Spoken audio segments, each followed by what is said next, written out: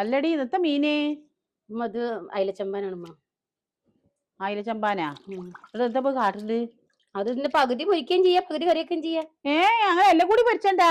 രണ്ടെണ്ണം ചെറുക്കന്മാര് മാത്രം 2 പൊരിച്ച, ബാക്കി എന്റെ തലയും ബാലും ഇട്ടുകാണ്ട് ഒരു ചാറും വെച്ചാ മതി. അപ്പൊ എന്റെ ചെറുക്കന്മാർക്ക് മാത്രമേ തൊള്ളയിൽ നാവുള്ളൂ, ഞങ്ങൾക്കൊന്നുമില്ല തിന്നാനി?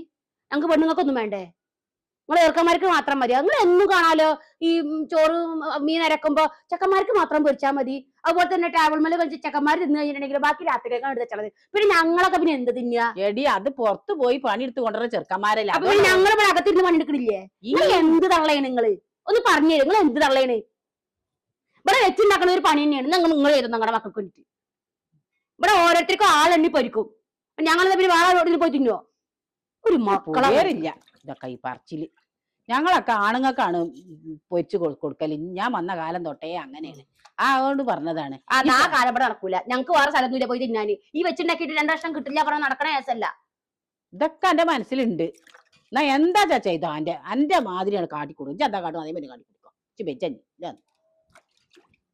അല്ല പിന്നെ എന്ത് മീൻ വെച്ചാലും കാണാം അതൊക്കെ കുട്ടികൾക്കെടുത്ത് ചള, അതൊക്കെ ചെക്കന്മാർക്ക് എടുത്ത് ചളന്നു. പിന്നെ ഞങ്ങളെന്ത് തിന്നാ? ഞങ്ങൾ 2 പെണ്ണുങ്ങൾക്ക് ഒന്നും ഉണ്ടാവും ഒരു തല. കുറേ ദിവസമായി കൊടുക്കണം വിചാരിക്കണം.